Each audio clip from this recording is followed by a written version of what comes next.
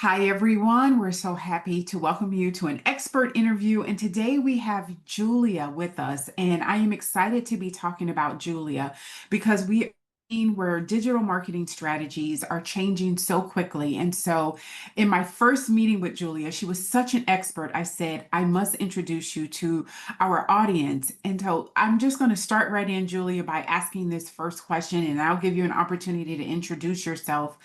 But how has AI really changed for businesses online, especially with tools like now it feels like you don't even have to click on links because Google will give you an AI summary. And so how search results help us here, help us understand how AI has changed how businesses are found on Google. Absolutely. AI is the question or the trend of the season, like the belle of the ball right now. And so with that, we have to embrace and understand what's happening. So like you mentioned, many of us have been searching on Google for years and we're used to seeing a list of options, which are still there. But now what we see when we put in a search, right, we're trying to get an answer for something, there's a summary of a full explanation many times as an answer to our questions. And so AI has changed our search behavior from discovery to instant answers, right?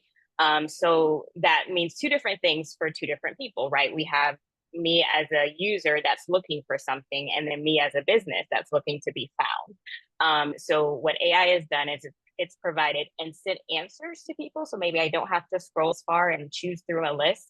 However, what's important to know is that those instant answers and summaries, it's called like the Google's AI summary, is based on organic information and links and references back to sites that have provided the best explanation for that. And so, we'll use Google as an example. There's several different search engines. I have to say that as a marketer, but with Google specifically, what we see is if we're asking a question, we'll see now a summarized answer to our question. But if you look, there's little links, and there's just also sometimes a list on the side.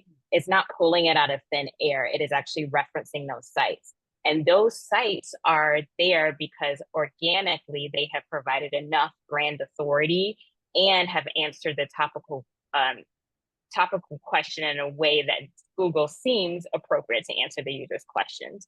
So from a consumer perspective, it's made it a little bit easier to find the questions that I'm looking for, or find the answers to those questions. But I may still want to recognize the brand that it's being linked to. And that's where brand authority comes in, because I'm going to see where those links are coming from or where those summarized answers are coming from. And for me as a consumer, I'm like, oh, I trust that brand. And so that's going to lead me to clicking on that business's site or website. So as a business, I shouldn't necessarily see AI as a threat. I need to work with AI and provide better optimized content so that AI shows my businesses in those search results and in those answers. But I have to get even better at, not only showing brand authority, but answering those topical questions, right? So if my website is just the sales pitch, and I'm not showing my expertise, and I'm not trying to show up in those AI summaries. And not to mention, I have the AI summaries, but under that, what's always been there on Google, and it still is there, are what are called key snippets. And so that's when you see like those questions and you click on it because you're like, oh, that is the exact question that I had. I didn't ask it that way. That's organic content as well. So that has to do with SEO. And then I see my list. So it's changed for users, it's changed their search behavior or I would say the result of their search. They're getting instant answers. And then for businesses, we need to even more now than ever be aware that we may be shown in these answers, and we want to answer these questions topically so that we can be seen as an expert by Google to then summarize our content. So, I mean, there's so much that you've said. I mean, bottom line is that the search engine, the behaviors of consumers have changed, right? So, where we were discovering and we're clicking a lot of links, we now are getting these instant answers, but it's still based on organic content. And so, for Correct. business owners, there's, multiple touch points in which a consumer is going to make a decision, right? And there's such a fast shift and change on how they're making those decisions. So it could be when they're gathering information, that's when they're searching online, they're searching your website, they're looking at your social media. So it's not just a one, you know, size fits all, if you will. Like one click is going to get them to convert. It's going to be those multiple touch points. And so something so good, make sure your website doesn't have just sales pitch, but also organic content based on how someone might be searching. So if I'm a pet groomer, I'm not necessarily saying, can you groom my pet? I might be asking, how do I get a puppy to pee on the puppy pads? Or Right. and so I want to have content around that type of information. Am I on the right track? You're absolutely correct. Yes. Okay. So with fewer people kind of clicking on the websites and using, and I know the answer to this, but I want to for the business owner that's making the investment, it's still invest in SEO, search engine optimization. Is that still something that I, as a business, should be investing in? Yeah, so I'll expand on that. So it goes back to my first answer to the first question is that that summary is still based on organic results. And so essentially, a way I like to think about it is, let's say you're looking for somewhere to eat, and then your friend has a recommendation, and their recommendation is based on a recommendation for someone they trust. That's essentially how the summary works. So you ask Google for a recommendation, it summarizes, but it's getting its summary from organic results that it trusts based on brand authority, based on answering the question topically. So it's still very much important that you consider it. But to answer the other part of what you mentioned lightly is that you are seeing fewer clicks to your website. So it may feel like you shouldn't invest in SEO, but what we've seen is that with fewer clicks, there's actually higher conversions, right? So if you think about it, if I'm a consumer and I'm searching for something, first I see the summary. I then see the links to where that summary information came from. And so I'm a little bit, if I'm really curious and I click on your site, that means I'm a little bit more interested in seeing what you offer. Even if I skipped over the summary and I skipped over the ads and I saw you in organic listings, I'm still a bit more interested if I clicked on the link. So it shows that I have a higher interest because I went through all of the noise, for lack of a better Yeah. explanation of what I can see, and I chose to click on your site. So even with and this is what I want people to understand, like you're gonna see less clicks, but you're gonna see clicks with higher conversions, most likely. If you once I get to your site, you're giving me what I asked for. Yeah. Now, it's going back to your first question, your first response. You said there are other search engines, and I find that business owners were only focused, let's say, on Google Ads, but you do have the Yelps and the Bings and right. So talk about some of those other search engines if you that it shouldn't just be Google, that you want to optimize many other places in regards to or people are using other search engines aside from just Google. Yeah, and I will say I am fully on Google, and most of Yeah. the results that I talk about with my clients relate to Google. But I will say that it connects more to what we consider local SEO and your listings in different places, right? So being on Yahoo, and you mentioned Yelp, and so you also make me think of something you said earlier, where it's just not clicking one link as a source of authority. As a consumer, I'm quickly trying to find an answer, but sometimes I am looking for what are the relevant sources of authority or other links that I can prove that you're the right person for the job or the product. And so that's where I'm going to look at what we call your expertise and your reputation online. And so Google reviews is in your local SEO that shows up on the site. And that's another key spot because I don't have to scroll down a lot of times if you're showing up in my local listing. And so I'm seeing not only am I seeing how many places are mentioning you or referring back to you, so different directories, different sources, but then I'm seeing what people are saying about you, which is your reputation. So that's where I'm looking at Yelp, which also shows up in listings. And I'm looking at Google reviews. And so when we think about your brand and your recognitions and how you're being found, there's the content that you put on your site that's either answering my question or providing a product that I'm looking for. But as an informed consumer, I'm also looking to see, is it just you that's saying this about yourself, or have you been listed in the directory of the best, SEO experts in New York, or the best groomer, like you said? And so that might be a directory somewhere else. And then I'm looking to see, and this answers a question that I was going to answer in the future, but where a lot of small businesses fail is that they don't include that reputation of testimonials or Google reviews. Like I'm just trusting your word for it if I'm only looking at your site. So having Google reviews, having Yelp reviews helps me, make a better decision, because it's not just you saying you do a good job or offer the best product, but other people are saying it about you. And that might also be in the form of case studies or, again, testimonials that people give you. Mhm.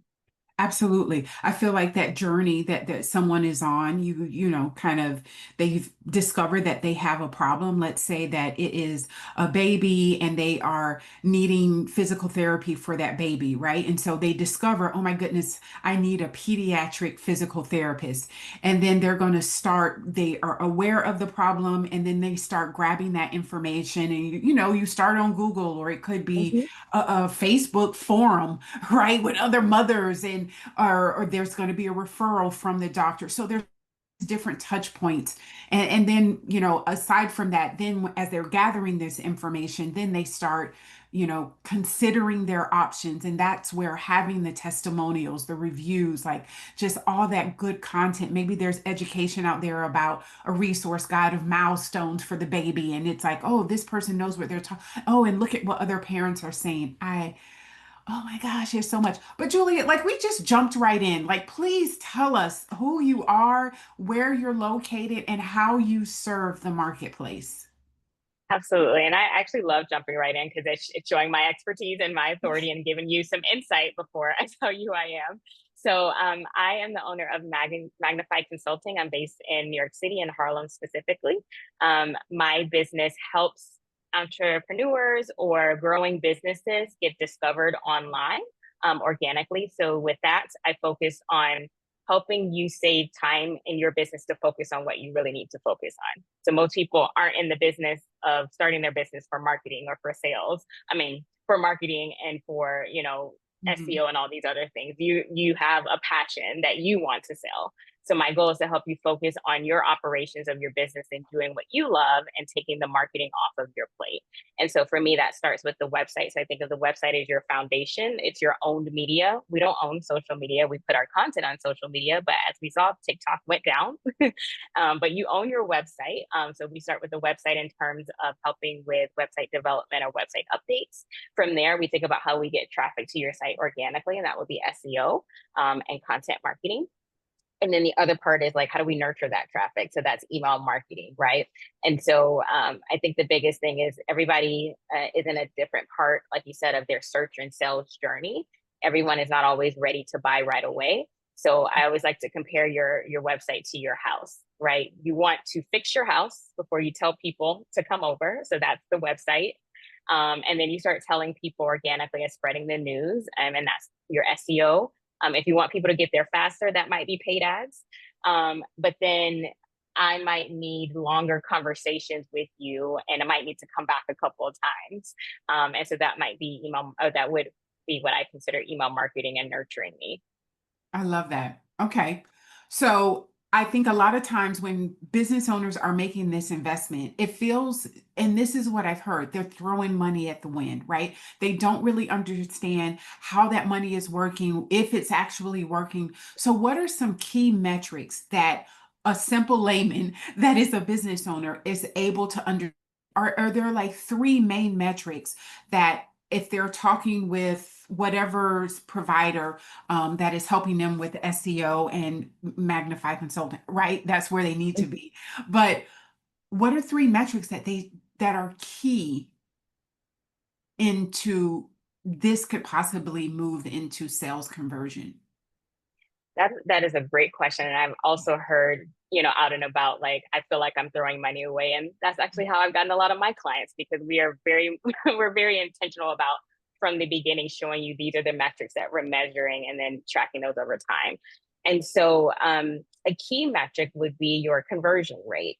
So I'm always a proponent. I've been a small business myself. I worked with small businesses, I've worked with startups, I've worked with larger organizations.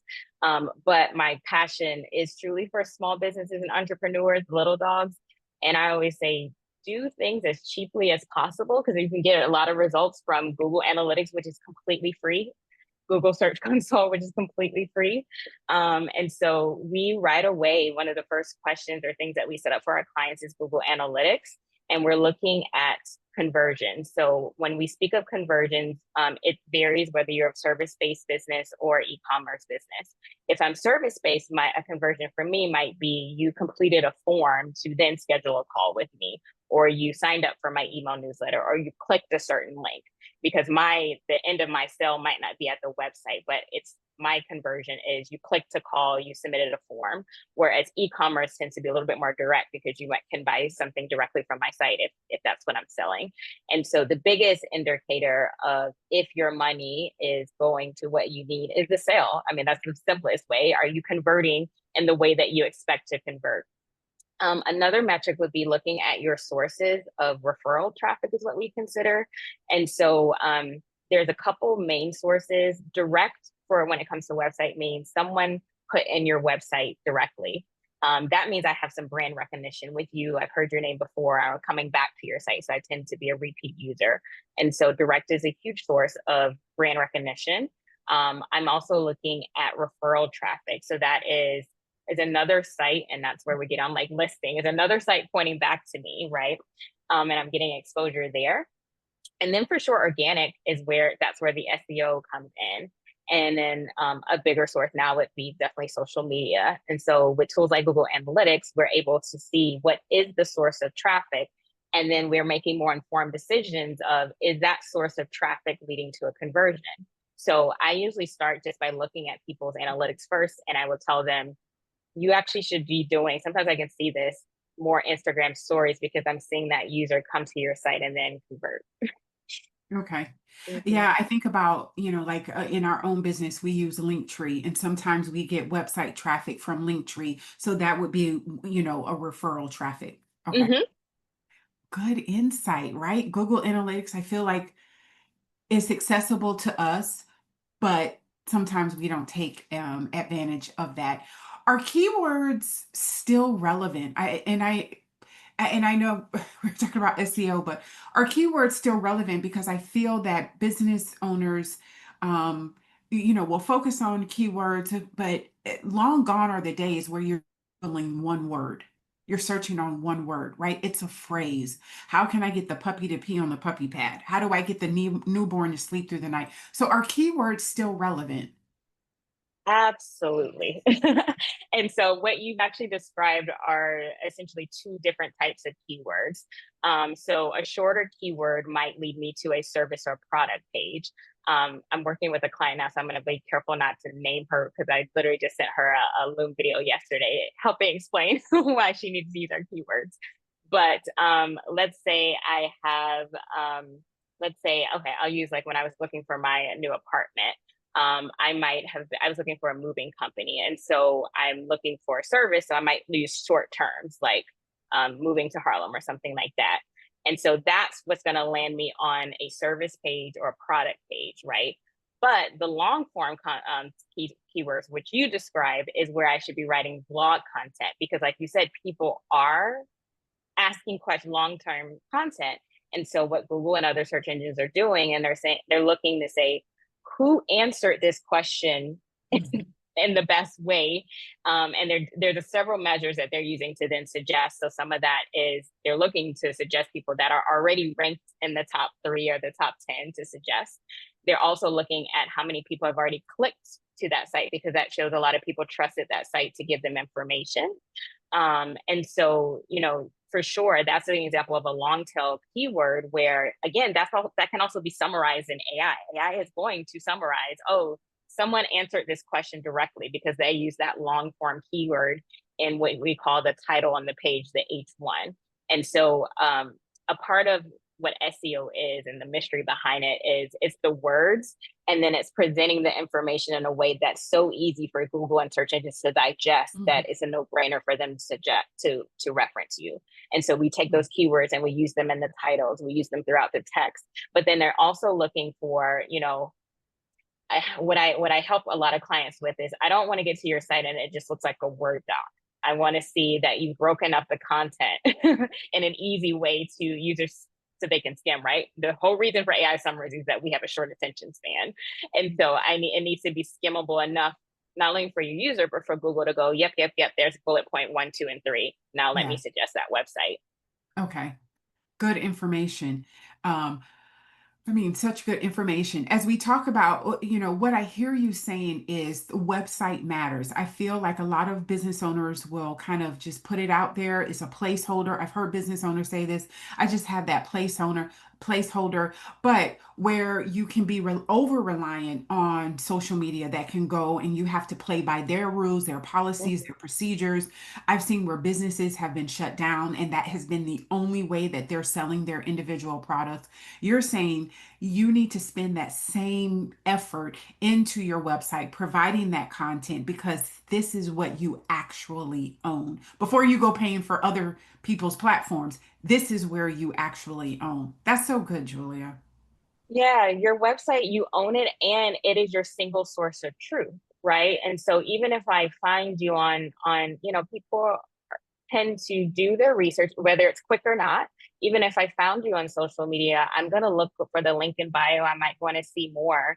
And so we all know that their algorithms change all the time, and we're keeping up with the algorithm.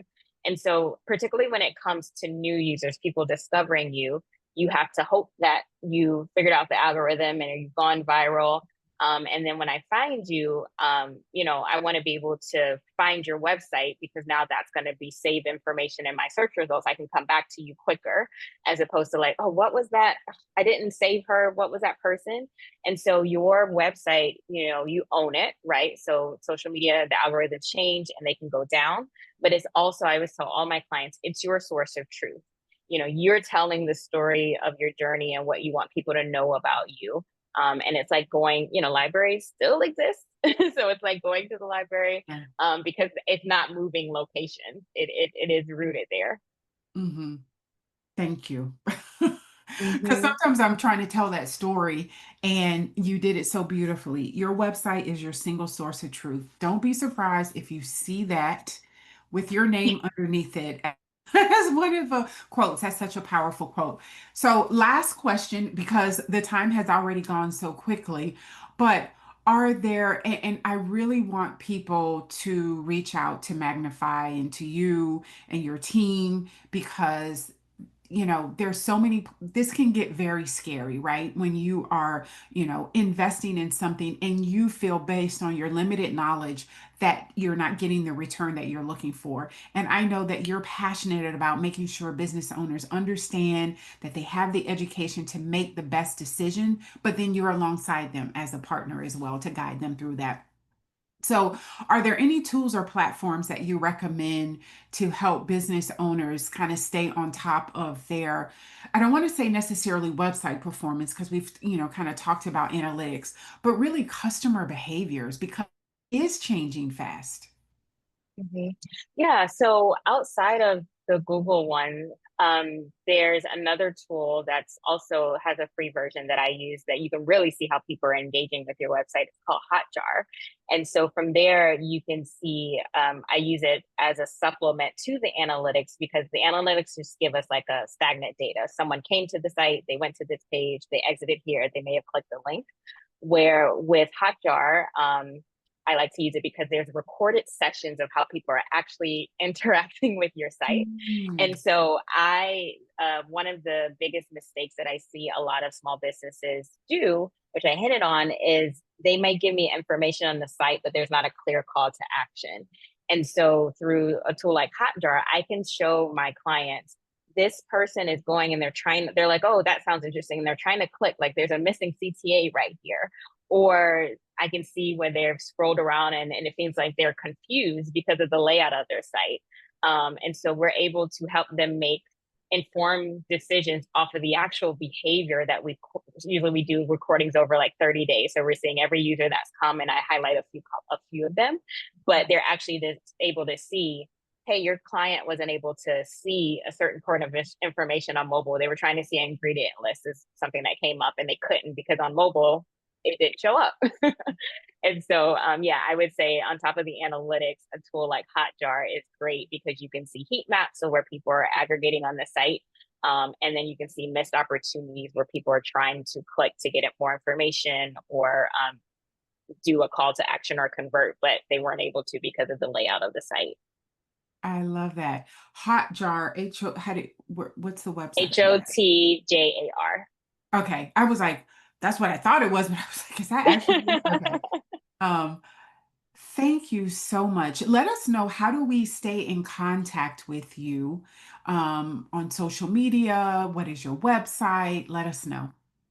Absolutely. So my website is magnifycg.com. So it's a shortened version of consulting, magnifycg.com. From there, I am on LinkedIn. So LinkedIn is just my name, Julia underscore Lumpkin. And then on all of the socials, so we're mainly on Instagram and Facebook.